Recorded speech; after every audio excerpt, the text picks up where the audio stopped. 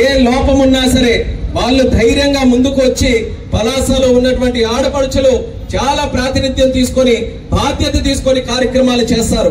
అటువంటిది మీరందరూ కూడా ఈ ప్రోగ్రామ్ లో చాలా ప్రతిష్టాత్మకంగా తీసుకొని మీరు అందరూ కూడా విచ్చేసినందుకు మా ఆడపడుచులకి సోదరిమణులకు కూడా ప్రత్యేకమైనటువంటి అభినందనలు ఈ సందర్భంగా తెలియజేసుకుంటున్నాను. ఈ రోజు జరుగుతున్నటువంటి కార్యక్రమం మన రాష్ట్ర ముఖ్యమంత్రి వర్యులు చంద్రబాబు నాయుడు గారు, ఆయన తాలూకా తపన మీ అందరికీ కూడా తెలుసు. ఆయన లేచిన దగ్గర నుంచి రాత్రి వరకు కూడా ఒకే ఒక్క ధ్యేయంతో రాష్ట్రం బాగుపడాలి, రాష్ట్రం అభివృద్ధి చెందాలి, రాష్ట్రం అభివృద్ధి చెందిన తర్వాత మన రాష్ట్రంలో ఉన్నటువంటి ప్రతి ఒక్కరికి కూడా ఆ ఫలాలు దక్కాలని అనుక్షణం కూడా పనిచేసినటువంటి వ్యక్తి. ముఖ్యమంత్రి అయినప్పటి నుంచి ఒక ఉద్యమంలాగా కార్యక్రమాలు యజ్ఞంతో ముందుకు నడిపిస్తున్నారు. అందులో అతి ముఖ్యమైనటువంటి కార్యక్రమం స్వర్ణ ఆంధ్రప్రదేశ్, స్వచ్ఛ ఆంధ్రప్రదేశ్ కార్యక్రమం. మన శరీరం, మన ఇల్లు ఏ రకంగా మనం ప్రాతినిధ్యం వహిస్తామో ప్రకృతి మీద, పరిసరాల మీద అదే రకమైనటువంటి ప్రాతినిధ్యం వహించాలి. ఈ రోజు అనేక రకాలైన జబ్బులు మనం చూస్తున్నాం. క్యాన్సర్ వ్యాధి కూడా ఏ సంబంధం లేకపోయినా వాళ్ళందరికీ కూడా ఎటువంటి చెడు అలవాట్లు లేకపోయినా క్యాన్సర్ వ్యాధి వస్తుంది. ఎందుకని చాలా పరిశోధనలు చేస్తే ఈ ప్లాస్టిక్ వల్ల, అపరిశుభ్రత వల్ల, లేకపోతే తినే తిండిలో అపరిశుభ్రత ఉండడం వల్ల దానికి కారణాలుగా తేలుతున్నాయి. అటువంటిది మన ఆరోగ్యం కూడా కాపాడుకోకపోతే ఒక్కసారి హాస్పిటల్కి వెళ్తే ఎన్ని లక్షలు ఖర్చు అవుతుందో మీ అందరికీ కూడా తెలుసు. ఒక సంవత్సరం పాటు మనం ఆదాయం ఎంతైతే మనం ఆదా చేసుకుంటున్నామో అదంతా కూడా ఒక్కసారి హాస్పిటల్ బారిన పడితే ఆ మొత్తం ఆదాయం గాని మనం దాచుకున్నటువంటి డబ్బులన్నీ కూడా దానికే వెళ్ళిపోతున్నాయి. అదే రకంగా మీరు ఇప్పుడు నుంచి కార్యక్రమం మొదలైన నుంచి చూస్తున్నారు. ఆడపడుచులు గాని ఉన్నవాళ్ళు గాని ఒకటే ఊపుడు, అందరూ కూడా అలా ఊపుకుంటూనే ఉంటున్నారు. మార్చి నెలలో ఉన్నాం మనం. వేడి ఏ రకంగా ఉందో మీరు అందరూ కూడా చూశారు. గతంలో ఈ రకంగా ఉండేది కాదు. వేసవి అని అంటే ఎప్పుడో మే నెలలోనో జూన్ నెలలో చూసేవాళ్ళం. కానీ ఈ రోజు ఫిబ్రవరి నుంచే మనకి వేసవి కాలం. 40 సెంటీగ్రేడ్లు ఇప్పుడే దాటిపోతుందనంటే ప్రకృతిలో కూడా ఎంత మార్పు వచ్చిందో మీరు అందరూ కూడా గమనించాలి. వాతావరణం కూడా మారిపోయింది. ఎప్పుడు వర్షాలు పడుతున్నాయి, ఎప్పుడు ఎండగా ఉంటుంది, చలి ఎప్పుడు ఉంటుంది, పొగమంచు ఎప్పుడు కురుస్తుందో ఏ ఒక్కరం కూడా చెప్పుకోలేనటువంటి పరిస్థితి. అది కూడా ఎందుకనంటే ప్రకృతి మీద శ్రద్ధ వహించలేకపోవడం వల్ల వాతావరణంలో కూడా మార్పులు వచ్చాయి. ఇవన్నీ కూడా మళ్ళీ చక్కబెట్టుకోవాలనంటే పరిశుభ్రంగా మన పరిసరాలు, మన ప్రకృతి ఉంచుకోవాలి. ప్రకృతికి ఈ రోజు అత్యధికంగా నాశనం చేస్తున్నటువంటి వస్తువు ప్లాస్టిక్ ని మనం పూర్తిగా అరికట్టలేం. ప్రతి ఒక్క వాడకంలో కూడా ఏదో ఒక రకంగా మీరు ఇంటికి వెళ్ళి ఒక్కసారి లెక్క పెట్టండి, 100 వస్తువులు మీకు అందరికీ కూడా ప్లాస్టిక్ ఉంటాయి. అన్ని పడేయమనంటే మనం పడేయలేం. ఎందుకంటే మన వాడకంలో అది కూడా ఒక రకమైనటువంటి భాగం. కానీ దాన్ని రీసైకిల్ చేసుకోవాలి, మళ్ళీ ఉపయోగించేటటువంటి కార్యక్రమం చేసుకోవాలి.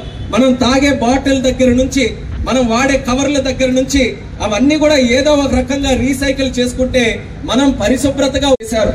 మన జిల్లాలో జనవరి నెలలో టెక్కల్లో చేశాం, ఫిబ్రవరిలో నర్సనపేటలో చేశాం, జనవరిలో నర్సనపేటలో, ఫిబ్రవరిలో టెక్కల్లో చేశాం. 3వ కార్యక్రమం ఎక్కడ పెట్టాలనంటే అతి శరవేగంగా మన జిల్లాలో అభివృద్ధి చెందుతున్నటువంటి పట్టణం పలాసలో పెట్టాలి. పలాసలో ప్రజలు కూడా ఈ కార్యక్రమంలో భాగస్వాములు చేయాలని ఈ రోజు ప్రతిష్టాత్మకంగా ఒక కేంద్ర మంత్రిగా, రాష్ట్ర మంత్రిగా పెద్ద పెద్ద అధికారులు అందరినీ కూడా ఈ రోజు తీసుకొని వచ్చామనంటే పలాసాని బాగు చేయడానికి మాకున్నటువంటి చిత్తశుద్ధిని ఈ ప్రజలందరికీ కూడా సభాముఖంగా తెలియజేస్తున్నాం. ప్రధానమంత్రి గారు కూడా పలు సందర్భాల్లో నరేంద్ర మోదీ గారికి చూశారు, చీపురు పట్టుకొని మరి రోడ్లు తుడిచారు. ఎన్నో కార్యక్రమాల్లో పరిశుభ్రత గురించి మాట్లాడారు. చంద్రబాబు నాయుడు గారు అయితే 90ల నుంచి కూడా పరిశుభ్రత మీద ఎంతో అవగాహన కల్పిస్తూ మహిళలకి గాని కుటుంబాలకి ముందుకు నడిపించారు. కానీ ఇది సక్సెస్ జరగాలనంటే ప్రధానమంత్రులు, ముఖ్యమంత్రులు, లేకపోతే కేంద్ర మంత్రులు మాట్లాడడం కాదు, సామాన్యులు మాట్లాడాలి, ప్రజలు మాట్లాడాలి, ప్రజలు ఎందులో భాగస్వాములు అవ్వాలి, ప్రజల బాధ్యత తీసుకోవాలి. ఇంటి దగ్గర నుంచే ఆ ఉద్యమం రావాలి.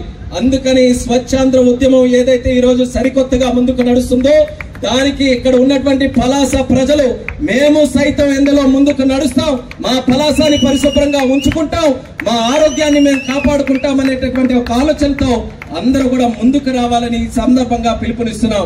మీకోసం పనిచేయడంలో ఈ 9 నెలల్లో మీరు చూశారు ఎంత మార్పు ప్రభుత్వం మారిన తర్వాత వచ్చిందో. గత ప్రభుత్వం విడిచి వెళ్ళినటువంటి 2 చెప్పనా? చంద్రబాబు నాయుడు గారు ముఖ్యమంత్రి అయితే ఆయన ఆఫీస్కి వెళ్ళి చూస్తే 2 వస్తువులు ఉన్నాయి ఆయన దగ్గర. ఒకటి అప్పులున్నాయి, భారీగా గత 5 సంవత్సరాలు అప్పుల మీద అప్పులు చేసి చిల్లి గవ్వ కూడా ప్రభుత్వం దగ్గర లేకుండా చేశారు. ఒక పక్కన అప్పులు పెట్టెళ్లారు, మరొక పక్కన చంద్రబాబు నాయుడు గారు రాష్ట్రంలో ఏం మిగిలిపోయింది 5 సంవత్సరాలు అంటే చెత్త కుప్ప వదిలిచి వెళ్లారు. చెత్తలు కుప్పలు కుప్పలుగా చేర్చి ఎక్కడ చెత్త కూడా తీసే పరిస్థితిలో లేకుండా గత 5 సంవత్సరాలు అనేక రకాలైనటువంటి ఇబ్బందులు ప్రజలు రాష్ట్రం పడ్డాయి.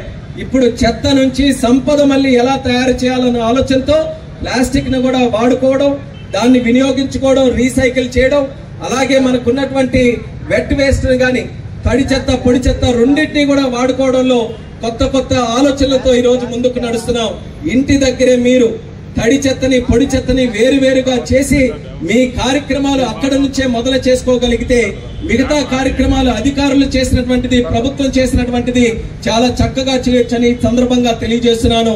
మీరు ప్రత్యేకమైనటువంటి దృష్టి పరిశుభ్రత మీద పెడుతూ మీ పిల్లల ఆరోగ్యం కోసం, మీ ఆరోగ్యం కోసం కాస్త ఈ ప్రోగ్రాం మీద శ్రద్ధ వహించాలని కూడా ఈ సందర్భంగా తెలియజేస్తున్నాను. అలాగే పలాస నియోజకవర్గం, పలాస పట్టణం ముఖ్యంగా ఒక చిన్నలో కూడా ఇప్పటికీ కూడా గ్రామాలకు వెళ్తే పట్టణం వెళ్తున్నా ఎక్కడికి వెళ్తున్నాం అని అంటే పలాస అనే చెప్తారు, కాశీబొగ్గ అని చెప్తారు. అంటే ఈ చుట్టుపక్కల ఉన్నటువంటి వందలాది మంది గ్రామాలకందరికీ కూడా వ్యాపార కేంద్రంగా, విద్యా కేంద్రంగా ఈ పలాస పట్టణం ఉంది. అటువంటి పట్టణాన్ని ఆ పూర్వ వైభవం తీసుకొని వచ్చి ఇక్కడ ఉన్నటువంటి సమస్యలకి శాశ్వత పరిష్కారం అందించాలనే ఆలోచనతో శిరీష్ అక్క గారు ఎమ్మెల్యే అయిన దగ్గర నుంచి కూడా ఒక పట్టుదలతో పనిచేసి ప్రతి ఒక్క సమస్య మీద అవగాహన తెచ్చుకొని రాష్ట్ర ప్రభుత్వం నుంచి కేంద్ర ప్రభుత్వం వరకు అందరి సహకారం తీసుకొని పట్టణాన్ని బాగు చేయాలి, నియోజకవర్గాన్ని బాగు చేయాలని ఎన్నో కార్యక్రమాలు చేస్తున్నారు. ఇప్పుడే అచ్చెన్నాయుడు గారు చెప్పారు, గత 5 సంవత్సరాల్లో మేము పలాసలో ఎప్పుడు వచ్చినా సరే ఏ రకంగా ఉండేది వాతావరణం అనంటే భయంతో కూడినటువంటి వాతావరణం. ప్రజల దగ్గరికి వెళ్లాల్సినటువంటి మేము గాని, మా నాయకులు గాని, కార్యకర్తలు గాని ప్రజల చుట్టూ తిరగాల్సిన వాళ్ళందరికీ కూడా పోలీస్ స్టేషన్ల చుట్టూ తిప్పారు. కేవలం కక్ష సాధింపుతోనే, కేవలం బూతులు మాట్లాడుతూ తిడుతూ మేము ఏదైనా మంచిగా మాట్లాడినా సరే అది అడ్డదిడ్డంగా చేసి పూర్తిగా అందరినీ కూడా ఏదో ఒక రకంగా కక్ష సాధింపుగా చేశారు. కానీ మా ఆలోచన అది కాదు. ఈ రోజు మీ అందరి అభిమానంతో, మీ అందరి ఆశీర్వాదంతో ఒక చిన్న వయసులోనే కేంద్ర మంత్రిగా ఈ రోజు ఒక అవకాశం వచ్చిందనంటే అది సద్వినియోగం చేసుకొని అది తిరిగి ప్రజలు మేలు కోసం, ప్రజలు శభాష్ అనే విధంగా పనిచేయాలనే ఆలోచనతో చేస్తున్నాం. అందుకని పలాసకి పట్టి పీడిస్తున్నటువంటి రైల్వే ఫ్లైఓవర్ తాలూకా సమస్య ఎన్నో సందర్భాల్లో దాని గురించి మాట్లాడాం. కానీ రాష్ట్ర ప్రభుత్వం దగ్గర సరైన డబ్బులు లేవు ఖర్చు పెట్టడానికి. అందుకే వచ్చిన తర్వాత అచ్చెన్నాయుడు గారు అలాగే శిరీష్ అక్క గారు అందరం కూడా మాట్లాడుకొని ఇది ఎట్టి పరిస్థితుల్లో మనం పూర్తి చేయాలి, పలాస ప్రజలకి ఇది ఖచ్చితంగా మనం తీర్చిదిద్దాలని కేంద్ర మంత్రి గారి దగ్గర కూర్చొని ఆయనతో మాట్లాడి చిల్లు గవ్వ కూడా మా దగ్గర లేదు ఖర్చు పెట్టడానికి, రూపాయి కేంద్ర ప్రభుత్వం రైల్వే డిపార్ట్మెంట్ ఇవ్వాలనంటే రీఎస్టిమేషన్ వేసి మళ్ళీ 48 కోట్లకి దానికి శాంక్షన్ చేశారు. ఏ విషయం కూడా వదిలిపెట్టకుండా వీలైనంత త్వరగా రైల్వే బ్రిడ్జ్ ను కూడా పూర్తి చేస్తామని తెలియజేస్తున్నాను. అలాగే పూండి తాలూకా రోడ్డు డోలా అనంటే మన నర్సనపేట దగ్గర మొదలవుతుంది. అది కూడా చాలా పెద్ద రోడ్డు, అది మనకి మత్స్యకార గ్రామాలకి సంబంధించిన రోడ్డు. అది కూడా డెవలప్ చేయాలని ఎంతో కాలం నుంచి ఉంది. ఆ నియోజకవర్గాలు అక్కడ నర్సనపేట, టెక్కలి, పలాస అన్ని నియోజకవర్గాలు వాళ్ళందరి తాలూకు ఆలోచనల మేరకు సుమారు 125 కోట్ల రూపాయలు ఆ రోడ్డు కూడా వెడల్పు చేస్తూ బ్రహ్మాండంగా చేయడానికి అది కూడా చేశాం. అలాగే ఇక్కడ పలాసలో నా చిరకాల కోరిక కేంద్రీయ విద్యాలయం ఒకటి పెట్టాలని, దానికి కావాల్సినటువంటి భూమి కూడా శిరీష్ అక్క గారు ప్రత్యేక శ్రద్ధ తీసుకొని ఆ భూమిని కూడా కేటాయించడంలో ముందుకు వచ్చారు. కలెక్టర్ గారు కూడా చాలా చక్కగా దానికి సహకరించారు. వీలైనంత త్వరగా టీంను కూడా రప్పించి కేంద్రీయ విద్యాలయం కూడా పలాసకి తీసుకొని రావడానికి నేను కృషి చేస్తున్నానన్న విషయం మీ అందరికీ కూడా తెలియజేస్తున్నాను. దానితో పాటు చెప్పాను ఎయిర్పోర్ట్ ను కూడా తీసుకొని వస్తామని. నాకు జిల్లాకి తీసుకొని రావాలని ఉంటుంది, కానీ జిల్లాలో కూడా ఏదో ఒక లొకేషన్ కి తీసుకొని రావాలి. ఆ లొకేషన్ కి తీసుకొని రావాలనంటే చంద్రబాబు నాయుడు గారితో మాట్లాడినప్పుడు ఆయన అన్నారు మన ఎయిర్పోర్ట్ మూలపేట పోర్ట్ పక్కన పెట్టండి అని. కానీ అచ్చెన్నాయుడు గారు నేను మాట్లాడుకున్నాం, మన టెక్కలి నియోజకవర్గానికి పోర్ట్ ఉంది, మనకి ఎయిర్పోర్ట్ వస్తే మాత్రం అది పలాసకే మనం తీసుకొని వెళ్ళాలి, పలాసకే మనం అప్పచెప్పాలని ఆ రోజు అందరం కూడా నిర్ణయించుకొని మన ప్రాంతంలో పెట్టాలి. ఎందుకనంటే అది కేవలం ఈ రోజు ఏదో ఫ్లైట్లు ఎక్కి దిగడానికని కాదు, మన పిల్లల ఉద్యోగాల కోసం. ఎంతమంది తల్లులు ఎక్కడ ఉన్నారు, పిల్లలు చదువుకుంటున్నారు, వాళ్ళకు ఉద్యోగాలు లేవని ఎంత ఆరాటపడుతున్నారు మీరు అందరూ కూడా. నేను ఈ రోజు ఎయిర్పోర్ట్లన్నీ కూడా తిరుగుతున్నాను, దేశంలో ఎక్కడెక్కడికో వెళ్తున్నాను. హైదరాబాద్ దగ్గర మా అమ్మ నాన్న దగ్గర ఉండి ఆ ఎయిర్పోర్ట్ లో పని చేసుకుంటామని ఎంతో మంది, వేలాది మంది ఈ రోజు ఎదురు చూస్తున్నారు. మరి వాళ్ళందరికీ కూడా మనం న్యాయం చేయాలా వద్దా అని పలాస ప్రజలందరికీ కూడా అడుగుతున్నాను. దానికోసం మీరందరూ కూడా సహకరించండి. చంద్రబాబు నాయుడు గారు కూడా ఈ రోజు మంచి దృష్టితో మన దగ్గర ఎయిర్పోర్ట్ పెట్టాలని సహకరిస్తున్నారు.